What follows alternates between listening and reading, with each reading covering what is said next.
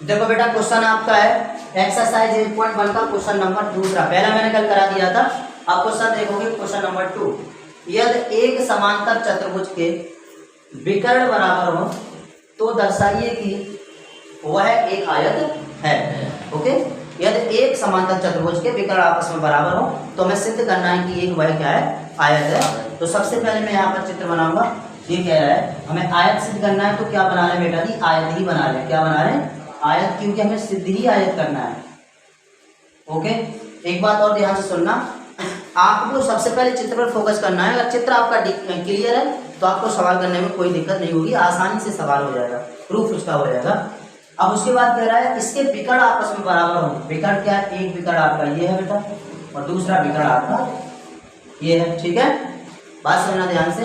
इसे हमने मान लिया ए, इसे मान लिया बी, और ये आपका हो गया बेटा जी सी, और ये हो गया डी। तो सबसे पहले लिखोगे दिया है, दिया क्या है, एक समांतर चतुर्भुज। तो यहां पर लिखोगे ए बी सी डी एक समांतर चतुर्भुज है। ठीक है, ये चीज आपको दिया है। ए बी सी डी एक समांतर चतुर्भुज है जिसमें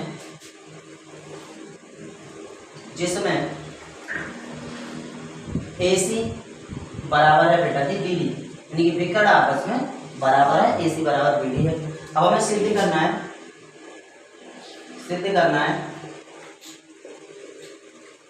करना है कि ए बी सी डी एक आयत है।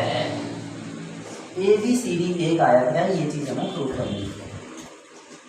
ए बी सी डी एक आयत है, ध्यान से समझो। ए बी सी डी एक आयत है। ठीक है, आयत का प्रूफ कर पाएंगे तो इसका प्रूफ ध्यान से समझोगे बेटा। प्रूफ यानी कि उत्पत्ति को अगर मैं ये वाला ट्रेंगल, यहाँ से ये वाला ट्रेंगल बेटा और ये वाला ट्रेंगल, मैं दो ट्रेंगल ले लूँ, यानी कि ये ट्रेंगल ले लूँ और ये वाला है कि ये ट्रेंगल ले लूँ। इन दोनों को लेकर आपस में क्या सिद्ध करूँ, सर्वांशम। जब सर्वांशम सिद्ध कर दूंगा तो सर्वांशम त्रिभुजों के संगत पाठ हमेशा बराबर होते हैं, ये हमने आपको बता ही दिया है। तो मैं क्या लूँगा यहाँ से, त्रिभुज ए बी सी, ये देखो बेटा ए बी सी, तथा त्रिभुज ए बी या ए बी डी आप कह सकते हो। त्रिभुज ए बी डी में थोड़ा सा ध्यान से देखोगे आप। ठीक है बेटा, इसमें विकर्ण आपस में बराबर बता रहा है, तो विकर्ण, क्योंकि ए सी बराबर क्या है बी डी, ए सी बराबर बी डी, ये क्या है क्योंकि दिया है। और यहाँ से बेटा ध्यान से समझोगे, मैंने ये वाला ट्रेंगल लिया तो ये वाली भुजा इस वाली भुजा के बराबर होगी। क्यों, क्योंकि समांतर चतुर्भुज की संगत भुजाएं, समांतर चतुर्भुज की आमने सामने की भुजाएं क्या होती हैं, बराबर होती हैं। और टेढ़ी बराबर क्या होगा बेटा जी बी सी, क्यों, क्योंकि समांतर चतुर्भुज की भुजाएं, किसकी, समांतर चतुर्भुज की भुजाएं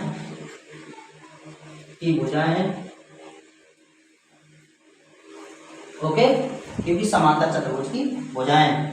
अब ए बी बराबर ए बी होगा, क्यों, क्योंकि बेटा वैनिष्ट है। आप दोनों में एक बार चेक कर लो, ए बी बराबर ए बी क्योंकि वैनिष्ट भुजा है।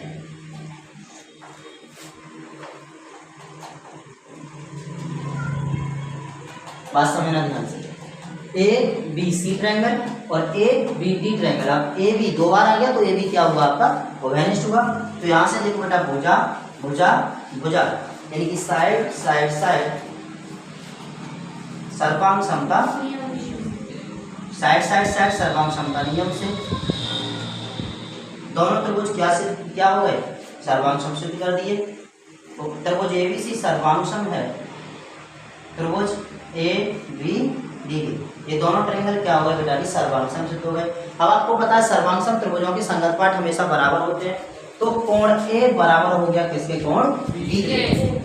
सो इसलिए कोण ए बराबर होगा कोण बी के। क्यों, क्योंकि by C P C T, by C P C T का मतलब सब लोग corresponding parts of congruent triangle, यानी कि सर्वांगसम त्रिभुजों के संगत पार्ट हमेशा बराबर होते हैं।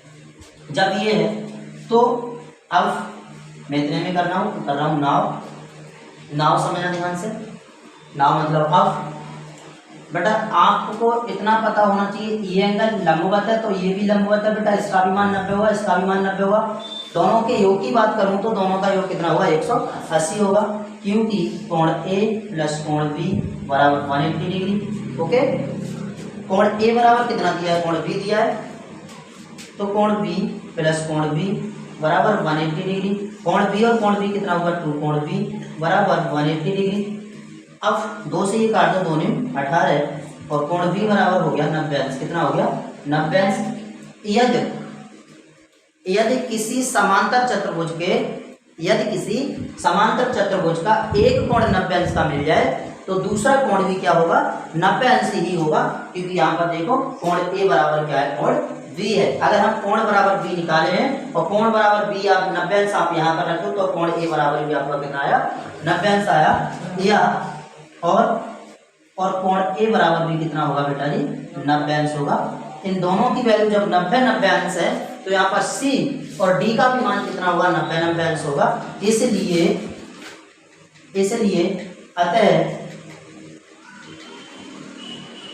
ए बी सी डी एक आयत है, ABCD एक आयत है। ये क्या हो गया आपका प्रूफ हो गया, हैंस प्रूफ दैट, यानी कि इट्स सिद्धम। ओके, इसे आप नोट कर लीजिए। समझ में आया क्या, नोट करो।